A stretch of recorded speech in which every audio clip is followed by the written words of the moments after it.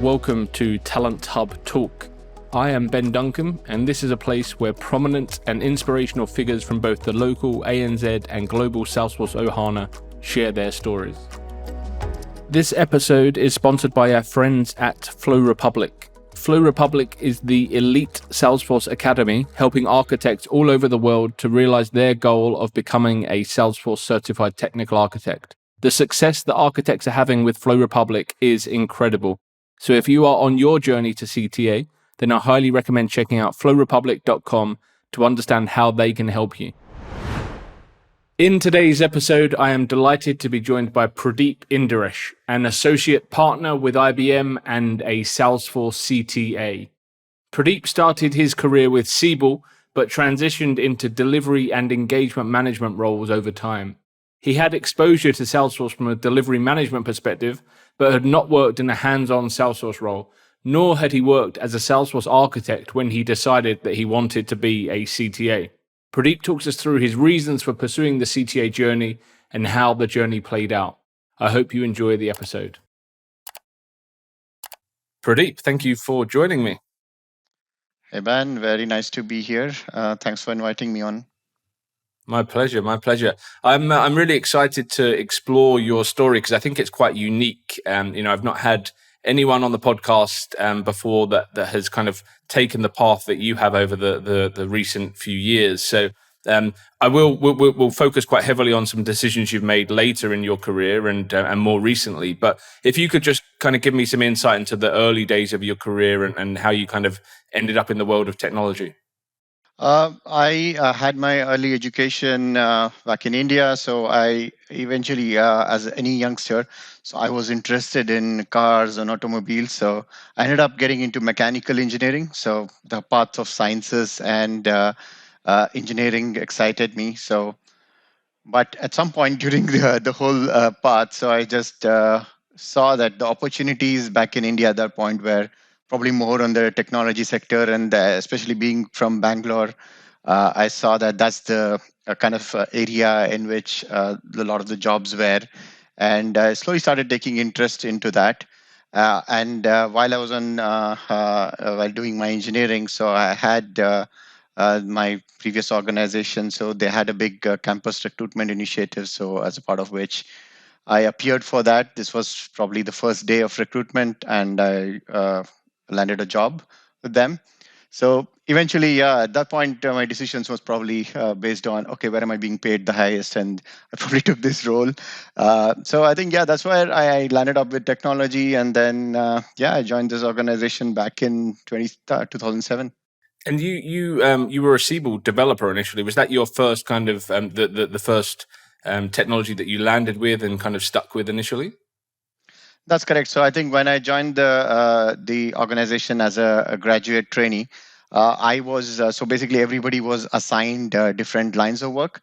So I had in my batch of 24, 12 were assigned Java, and I was into the CRM space. And that point of time, Siebel was the market leader back then. So I was assigned into the Siebel track and started my training on Siebel from there.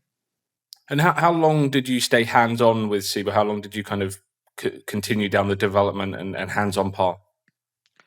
I was fully hands-on for about three and a half years. So after which I kind of started a little bit hands-on, but I started more on the technical lead kind of space. And then, my plunge into management happened after that. So what was it about management and like delivery and kind of oversight of projects and enhancements and implementations and so on? Like, what was it about that attracted you rather than continuing down the technology and technical path at that stage of your career? It was purely by accident. So I think to start off with, when I was, though I was in my day-to-day delivery role, I was playing the role of a developer and an integration consultant in Siebel days. But leadership came probably very naturally to me. So at that point, I was back in India. I was leading a events management group, which did a lot of talent management activities. Then I was also heading up the CSR initiatives group while in India as well. So I think leadership came naturally to me. So though I was not in a technical delivery management or leadership at that point, I did play other leadership roles.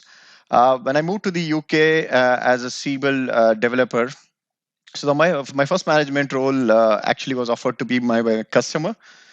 So I was in a team of 8, and my customer told me, Pradeep, are you okay to take up the role of a technical lead? So it was a mixed team of various suppliers, contractors, and so on. So I think, yeah, my first offer came from there, which was completely unexpected and unplanned. And I took that role on. And yeah, one thing led to the other. From there on, it meant that eventually the whole piece of work was given to my organization.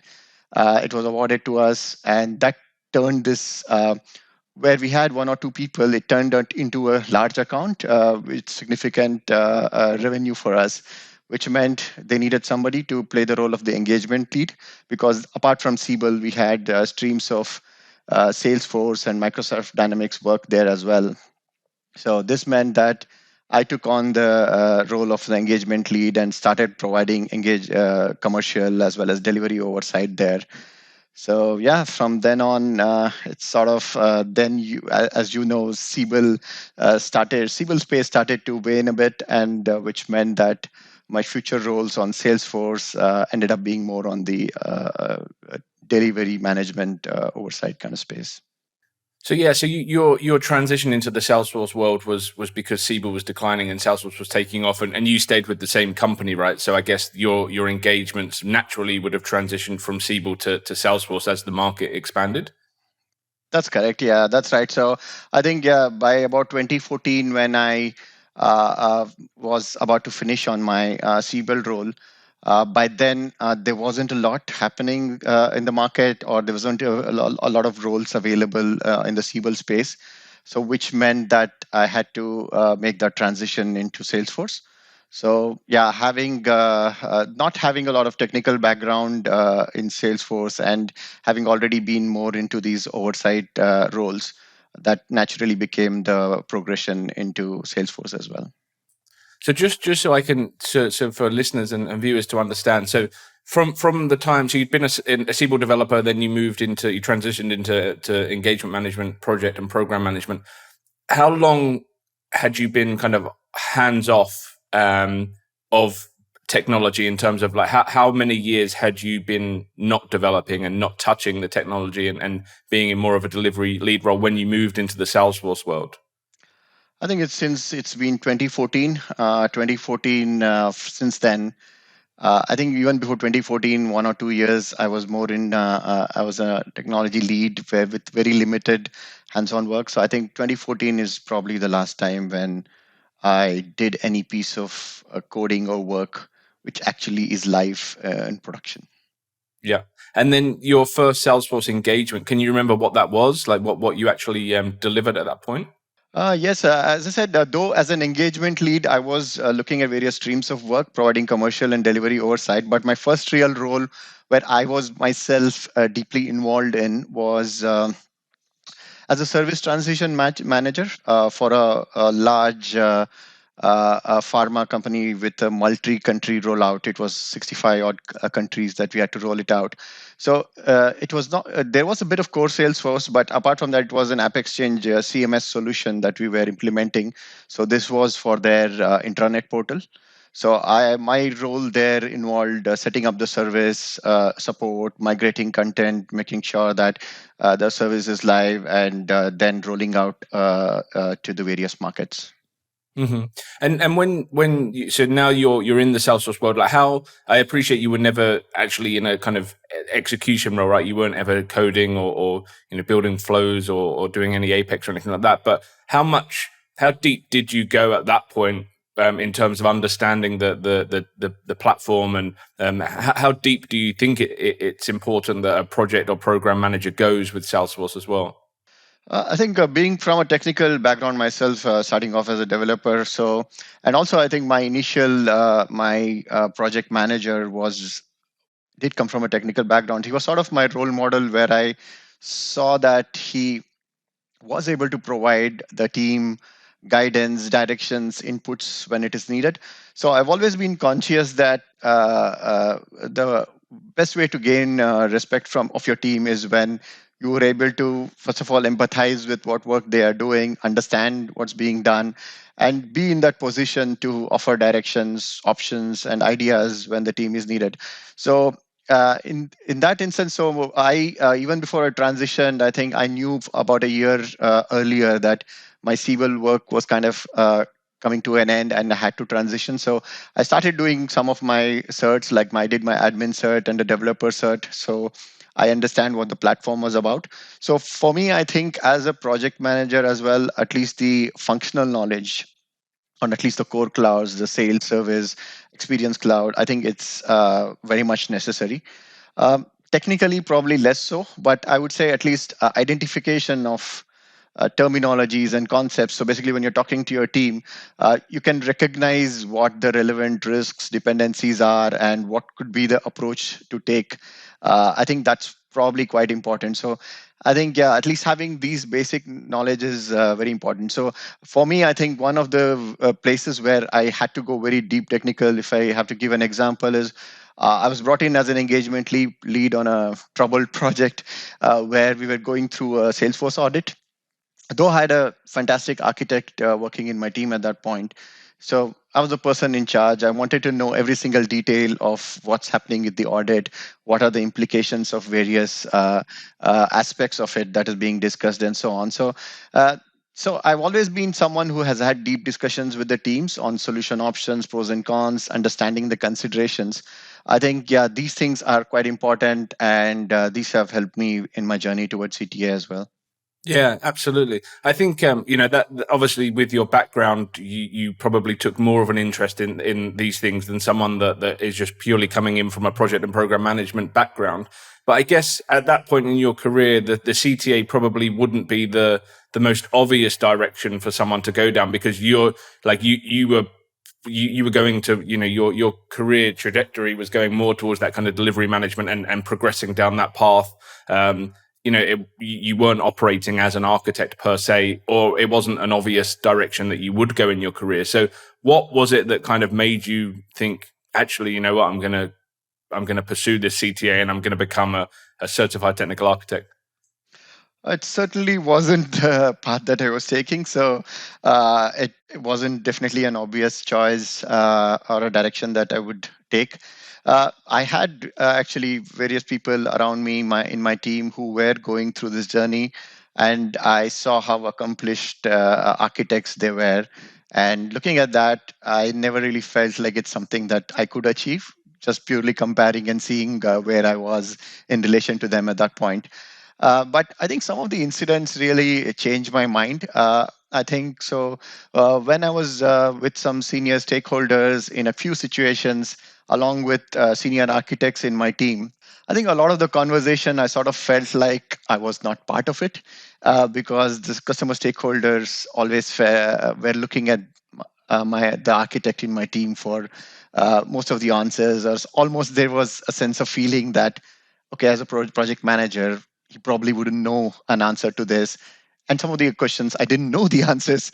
And so I think at this point, I started feeling like probably I'm missing something here. I probably need to know a little bit more detailed knowledge of it. So at that point, it was not quite that I wanted to be a CTA, but I thought, okay, I was doing high level solutioning on deals, pre sales work, and so on, but I thought I needed to go a little bit deeper into Salesforce.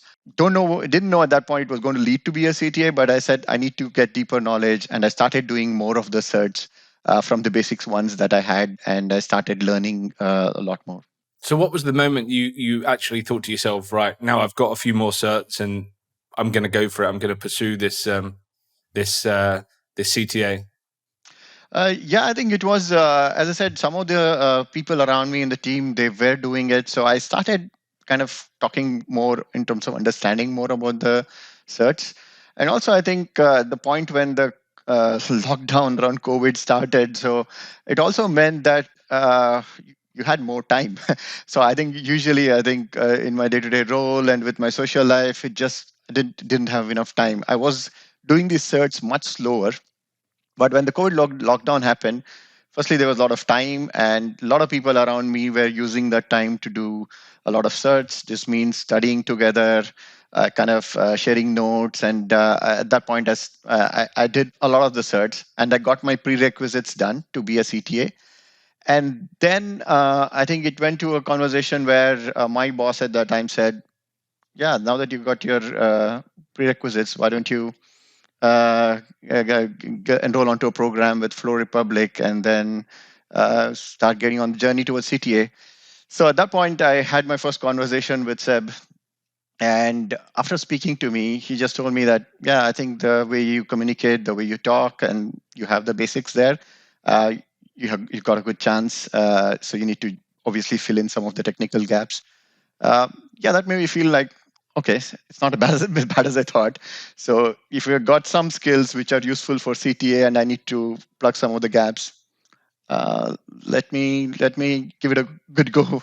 What would you say were the biggest gaps? And I appreciate, obviously, broadly it's the technology, right? But in terms, like, if you go a bit deeper than that, where did Seb and yourself identify it was going to be a challenge? I think a key part of the starting of the training there is the start itself is the gap analysis. So you look at all of the various skills that is needed to be a CTA, and then you sort of score yourself on the various criteria, and you try and see what are the areas that you actually need to work on so that your study plan is aligned towards that. So obviously, I think coming from the background that I did, I had a very good base of consulting, pre-sales, communication. So I could do that really well. So that was the positive. But I think I had to fill in gaps on the technical slide because a lot of times in the Q&A sessions, I used to feel like sometimes when deeper technical questions are asked, I was almost lost, or I was like, okay, where do I go from here? So that meant that I had to do a lots of hands-on exercises, a lot of these deep technical discussions with people in my study groups who have helped a lot in kind of progressing, doing a lot of mocks and incrementally improving over those gaps. And yeah, literally, I think when I joined IBM as well, so within the IBM CTA Academy was really helpful. So you may know people like Jitendra Jha and Shoaib Iqbal. So I think they spent many a weekend, much of their personal time with me to actually help me through the concepts, help me through the understanding. So I think that technical side of it and being able to do some hands-on work and actually understanding what some of the implications are, and when the questions are asked, to be able to relate back to it and to provide the answers was the bit I had to work on. So did you, I think I already know the answer to this, but through the process, did you fear at any point that it just wasn't going to all come together? I think that after I failed my first attempt, yeah, I felt like, okay, is this still possible for me? Is this something that I can still do? But at that point, I sort of decided that, okay, maybe I need to do a couple of roles as an architect. So at that point, yeah, I think that's one point where I felt like that, and probably I needed to do something slightly different to actually see if that will help me on my path going forward.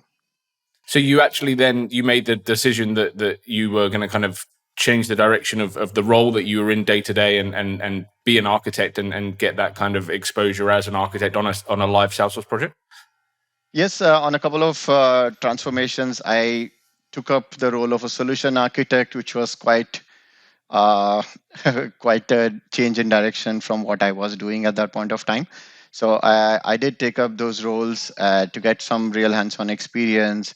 Again, worked with other architects at that point of time. I ran a lot of discovery workshops and ran a lot of these. And yeah, I think that gave me a proper experience. And then I sort of started to connect things a lot more. And probably I think, yeah, those kind of things really helped me in my further path from there to understand what were my gaps, what I need to work on, and then be ready for my next attempt. So at that point, did it kind of just did you have that realization that moment clicked that actually this was all going to fall into place for you? It's yeah. It actually it took time. So I think for me, in terms of whether this is the right path or this is where I want to go, that was from the very beginning. I was very clear because I think I used to. I was learning a lot on this journey. So I really felt like, irrespective of whether I end up being a CTA or not, I'm gaining a lot from this process. But I think yeah, the fact of being very confident that this is going to click, I think, came much later. I would say when I made my first attempt, I felt like I had a good chance. But I think second time, once I got more hands-on experience, I did this role and I started working with some really good people within the IBM CTA Academy, and I felt a lot more confident. I think about 2 to 3 weeks before I did my recent attempt, I felt like, yeah, uh, I feel like I'm up to it. I should be standing a really good chance to pass. I don't see what would trip me up this time.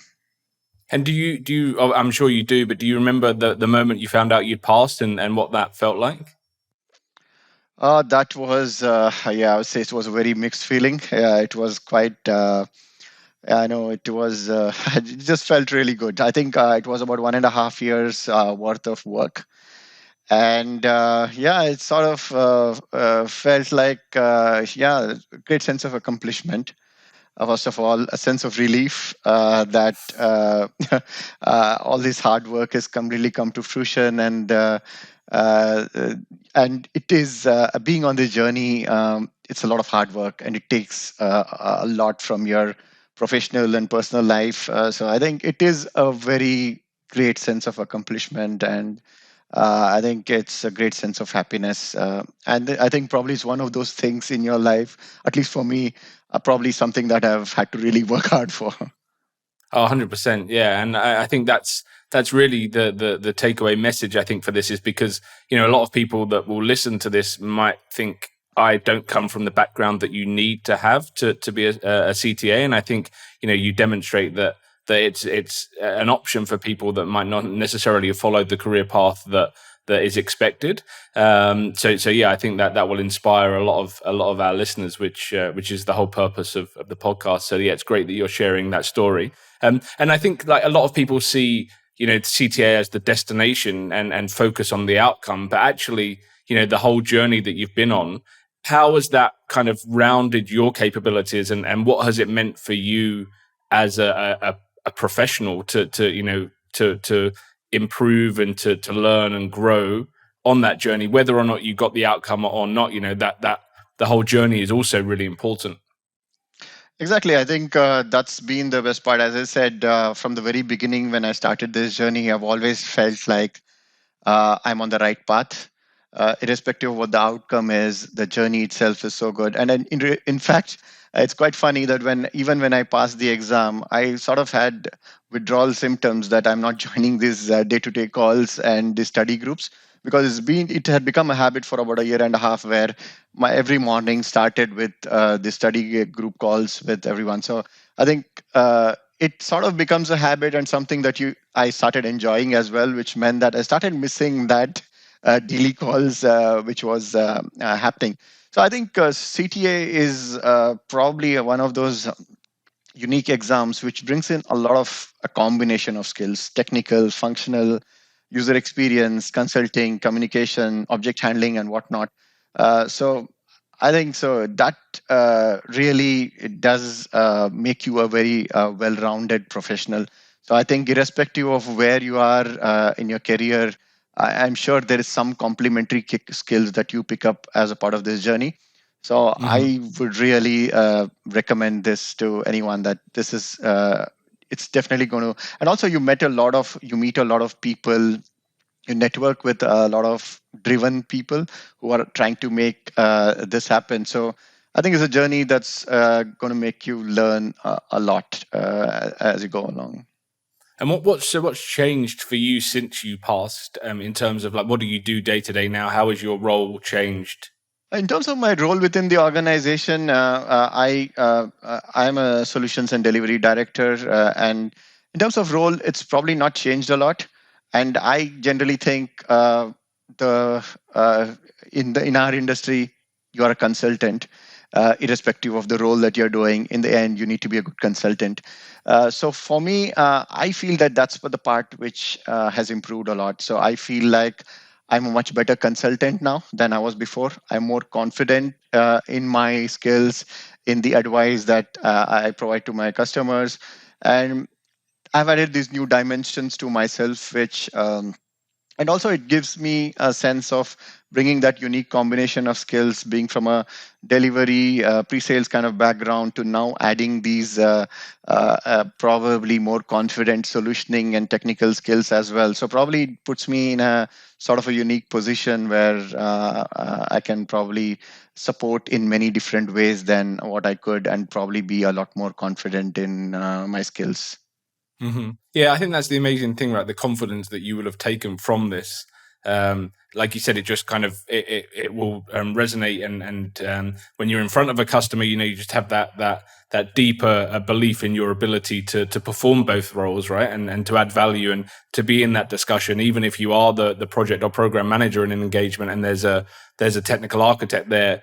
You feel that your input and the value you can add is at the same level as them, and above in some cases. So yeah, I think that can never be taken away from you now, right? That credential. That's correct. I think that's the important thing. As I said earlier in your earlier question, so even though you're engagement manager, exec, providing oversight, I think there are always certain issues that come up. There are always certain areas where there's some decisions to be made. You now can work with your architects and have a discussion, have as much of a detailed discussion as possible, and try to arrive at the right decisions. And being in a position to be able to do that certainly is gives you a lot of confidence, is very helpful for sure. So for anyone listening that might be at the kind of stage of their career where they think I'd love to do the CTA, but I don't have the right background, or my knowledge isn't where it needs to be, and maybe might be doubting their ability to achieve the goal, what would you say to them? I would say, trust me, nobody starts the CTA journey with all the skills and the right background needed to be it. As I said, it's a combination, it's a unique exam which needs a wide range of skills, a combination of skills to be able to pass. So I've seen many people on the journey who come from a strong technical background, but need to learn that looking at things from the user experience perspective, communicating better, taking that consulting approach where you look at the pros and cons, trade-offs of particular solutions, and talk in those parts. And there are people like me as well who come from a very different background, who need to probably fill in gaps in other areas. So trust me, you have to learn something new to become a CTA. You can't do it with your existing skills. So I think as long as one is ready to work hard, they're committed to the cause, and they understand that it's not a flip of a switch. It's not going to happen in a very short amount of time. You probably get 70-80% of what you need probably through a lot of learning and your prerequisites and the certs and so on. But from then on, it's a very incremental process of improving and adding those complementary skills, and probably getting to a space where your presentation, your communication is very pointed, and you're speaking the things which are actually necessary, and use your time well. Basically, it's also about time management, and making sure that you are doing the right things within the time you have for your presentation and Q&A. So I think it's all of that. So as long as uh, yeah, you're driven and you want to do it, it's very much possible. And I don't think anybody should hold themselves back by thinking that they don't have the right background or skill. Nobody does.